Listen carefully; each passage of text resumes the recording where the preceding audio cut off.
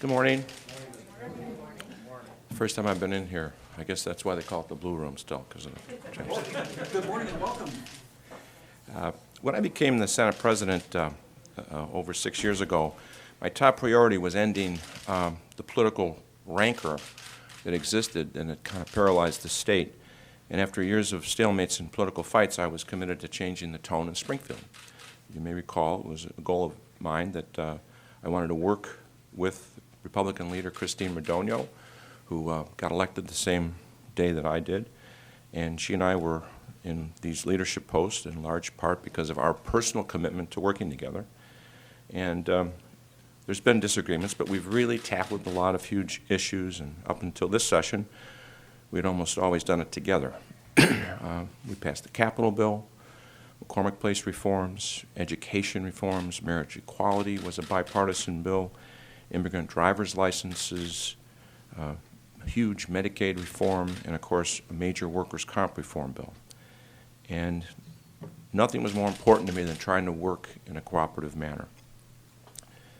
During the course of the legislative session, I go out for dinner with members, with my own members and with Republican members. We recently asked the entire Senate, Republicans and Democrats, to a bipartisan dinner. And we do it because we need to work together. And we do it because I respect the Republican members and the fact that we all got elected to solve problems. We all represent the same number of people. But today I have to tell you that I'm really disappointed. We started down a road together 6 years ago, and I fear that that path is being abandoned by many Republicans who I fear might be lured away by the siren song of Governor Rauner's campaign cash. We find ourselves trying to work with a governor who continues to run campaigns rather than the state that elected him. Rather than roll up your sleeves and work on solutions, he's dictating demands and threatening those who defy him.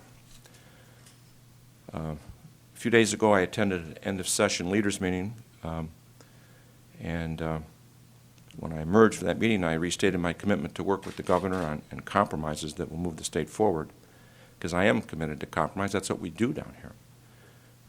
But perhaps I left out something in my comments that is my disappointment in the direction that this governor is about to take. He made it clear that in the next few weeks he's going to launch a multi-million-dollar negative ad campaign designed to demonize those who are standing up for the middle class. I think a good question to ask him would be, when did he start working on those ads? Was it when we were down here working on a budget? It takes a while, I would think, not to raise $50 million. You can do that in a few days, but I would think it takes a while to come up with those negative ads. Nothing can be more damaging to the prospects of compromise than deploying these Washington, D.C. type campaign tactics, rather than working on a bipartisan solution. Now, I want to work with him on his turnaround agenda, but much of his agenda in his current form just has a theme, and it's middle-class workers lose and corporate CEOs win. He's pushed this private working group strategy to slash paychecks, cut benefits, erode worker protections, all in the name of being more competitive, which means, in his mind, making more money for CEOs. And none of them have anything to do with our state budget. He has chosen to hold the budget hostage. And these are issues that we have time to discuss and get right. Budget making and essential budget services shouldn't have to shut down in response to the governor's turnaround threats and his approaching campaign onslaught from his political operatives. We do have time to get this right, but we have to pass a budget. So in order for this year to be productive, we're going to have to work together. The reforms that we advance need to work for middle-class families as much as businesses. I'm committed to finding that balance with the governor, but we can only do so if we all agree to come to the table with an eye towards compromise and civility, and we still have time to get this right. be happy to answer any questions. So the next 12 hours, what do you really expect to do, and what's going to happen at 12:01 in the morning? We have work to do on the floor. We have bills that have passed both chambers. We've passed a budget, and we are going to obviously finish out today, but we don't have any bills in front of us that would resolve the conflict that he's created. What would be an olive branch from the governor as a gesture of goodwill? He should save his $50 million for the campaigns. Next year are the elections. And look at the budget. The budget's a public record. We've debated them. His budget staff are very good. They know what's in there. Tell us what he doesn't like. He can slash the budget. He has that power. And tell us what he wants to do with the budget. If he wants more revenue, I said this on the floor, I'll say it again. 3 times since I've served here, a Republican governor with a majority Democratic legislature proposed tax increases to balance the budget. And we worked with those governors. Thompson did it twice, Egger did it once. The first income tax was a Republican governor with Democratic legislators. So that's what he should be doing instead of having his ad campaign be developed. So, and that's why I'm disappointed. What about concern? How hard is it going to be if these ads drop tomorrow morning or whenever to work again with the governor? How? Well, they're not my ads, so obviously, if you start attacking people, that makes it more difficult to reach an agreement, doesn't it? It's human nature tells you that. So I don't know how hard. I haven't seen him yet, but he told us he's going to, in effect, do that. What about the personal attacks on Speaker Madigan? Are you worried you're next? Do you feel it's necessary to distinguish yourself from the This is what's so fundamentally wrong with this. I mean, should not be personal. We're elected officials. We're here trying to do the right thing. We have different opinions, so you sit down and you try to reach compromise. You don't do it through a continuation of a campaign. You know, he won the campaign, but now he's got to govern. What about the concern that this budget that the Democrats are passing is not complete? It's unbalanced. Well, of course, we have to remind everybody that he did give a budget address. That's what the governor is supposed to do. His own budget wasn't balanced from the start. And then he had his Republican colleagues introduce the budget and never called it. So we, at the end, had to advance our own budget. We set our priorities out. This is where we think the money should be spent. A very tight budget, too, I might add. There wasn't really much criticism of the spending proposals that we passed. You know how it works. The governor, we don't spend money. We authorize the governor to spend money. If we don't authorize it, he can't spend it. So that's why we passed the budget. If he thinks that it's not balanced, he can come and, like those previous governors did, and propose revenue. We'll work with him on that. Or propose cuts, like Governor Thompson used to do all the time. He mandatorily vetoed bills. We didn't override them. The budget was balanced in the end. That's how the process works. You said 2 days ago that you were willing to compromise, and that requires everybody to change a little bit. What are Democrats willing to do to the governor? The way the process works is if you have proposals like in your turnaround agenda, you introduce bills. Actual language. You go to the reference bureau, you introduce the bills, and then we have witnesses come and testify. That didn't happen until a few days ago.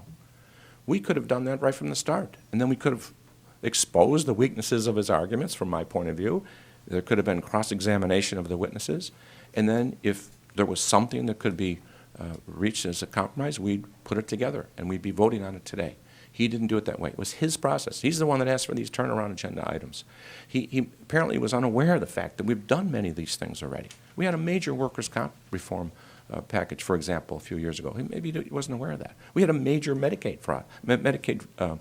package together, fought fraud and cut benefits tremendously. That passed already.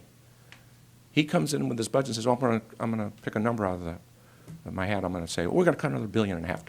No bills." So it's just totally backwards the way he's run this session. How long do you expect to hold on to the budget bills, and can you talk about the strategy behind? Well, it's simply I simply want him to take a little time out and review the budget before he does anything rash, because the budget should be signed. at least portions of it should be signed. I believe that he's in favor, for example, of increasing funding for the MAP grants. That's a standalone budget proposal that he can sign. So we'd like to sit down and talk to him after he feels like he's gone through the budget, tell us what parts he wants to change, and then we can see if he wants to sign parts and come back with another proposal. I believe the governor called you and the speaker this morning. Did you guys get a chance to talk on the phone at all about anything, or? No, Mr. The phone call, or no, you didn't talk, or? I haven't received a phone call from the If governor. or when the governor vetoes the AFSCME bill like he's expected to do, are you working on contingency? Well, it's really premature to talk about that. We hope that the negotiations with AFSCME and the governor reach an agreement. It's, again, though, the statements he's made about, hey, let's take a strike. I mean, that's not the way to, that's dramatic. It's unnecessary. So what happens moving forward? What happens in these next couple of weeks? What's the breaking point? This fiscal year starts July 1st. He'll have the budget on his desk before then, and we're willing to work between now and then to reach compromises on the budget and on anything we can possibly get together with regard to his turnaround agenda. But I have to tell you, these are proposals that are very dramatic. They've been around before. It's not like, they might be new for him, but they're not new for us.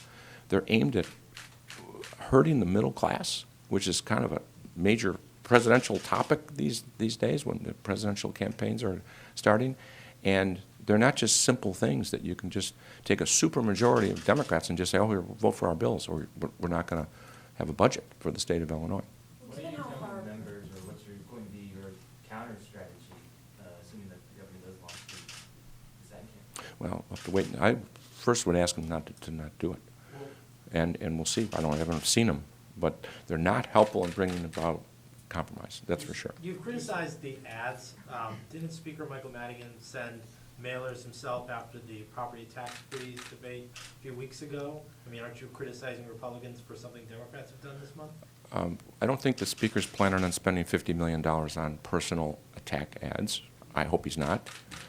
We didn't send any campaign literature out, but there is a difference between, campaign literature and personal attack ads, which we are fearful of. Given how far apart the sides are at this point, is it realistic to honestly expect any kind of compromise, or is this kind of a new normal of gridlock in spring? Well, I hope it's not new normal.